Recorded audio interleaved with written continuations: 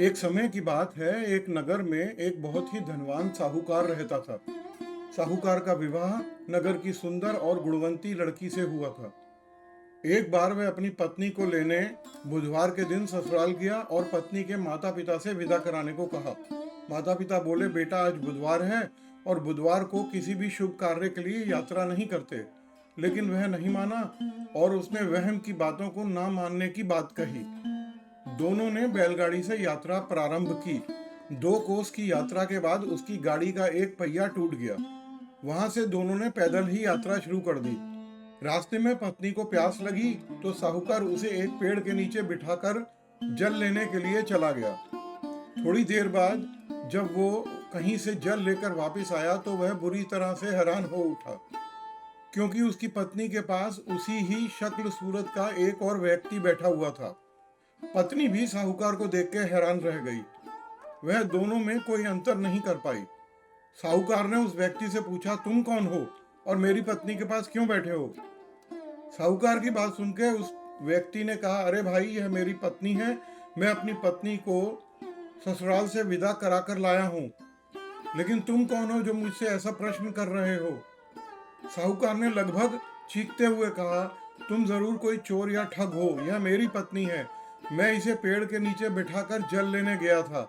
इस पर उस व्यक्ति ने कहा, अरे भाई, झूठ तो तुम बोल रहे हो। पत्नी को प्यास लगने पर जल लेने तो मैं गया था। मैंने तो जल लाकर अपनी पत्नी को पिला भी दिया। अब तुम चुपचाप यहाँ से चलते बनो, नहीं तो किसी सिपाही को बुलाकर तुम्हें पकड़वा दूंगा। दोनों एक दूसरे से लड़ने लगे। उन्हें लड़ते देख बहुत से लोग एकत्रित हो गए। नगर के कुछ सिपाही भी वहां आ गए। सिपाही दोनों को पकड़कर राजा के पास ले गए। सारी कहानी सुनकर राजा भी कोई निर्णय नहीं कर पाया। पत्नी भी उन दोनों में से अपने वास्तविक पति को नहीं पहचान पा रही थी।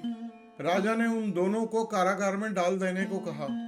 राजा के फैसले को सुनकर असली साहूकार भयभीत हो उठा। तभी आकाशवाणी हुई, साहूकार, तूने माता पिता की बात नहीं मानी और बुधवार के दिन अपनी ससुराल से प्रस्थान किया। यह सब भगवान बुद्ध देव के प्रकोप से हो रहा है। साहूकार ने भगवान बुद्ध देव से प्रार्थना करी कि हे भगवान बुद्ध देव, मुझे क्षमा कर दीजिए। मुझसे बहुत बड़ी भूल हुई। भविष्य में अब कभी बुधवार के दिन यात्रा नहीं करूंगा और सदैव बुधवार को आपका व्रत किया करूंगा। साहूकार की प्रार्थना सुनकर भगवान बुद्धदेव ने उसे क्षमा कर दिया। तभी दूसरा व्यक्ति राजा के सामने से गायब हो गया। राजा और दूसरे लोग इस चमत्कार को देखकर हैरान हो गए। भगवान बुद्धदेव की अनुकंपा से राजा ने साहूकार और उसकी पत्नी को सम्मान पूर्वक विदा किया। कुछ दूर चलने पर रास्ते में उन्हें बैलगाड़ी मिल गई। बैलगाड़ी का टूटा हुआ पहिया भी जुड़ा हुआ था। दोनों उसमें बैठकर नगर की ओर चल दिए। साहूकार और उसकी पत्नी दोनों बुधवार का व्रत करते हुए आनंद पूर्वक जीवन यापन करने लगे। भगवान बुद्धदेव की अनुकंपा से उनके घर में धन संपत्ति की वर्षा होने लगी। जल्द ही उनके जीवन में खुशियां ही खुशियां भर गईं। बुधवार का व्रत करने से स्त्री पुरुष के जीवन में सभी मंगल कामनाएं पूरी होती हैं। अगर आपको यह कहानी अच्छी लगी हो तो कमेंट करके जरूर बताएं। वीडियो को लाइक और शेयर करें और हमारे चैनल को सब्सक्राइब करना ना भूलें। धन्यवाद।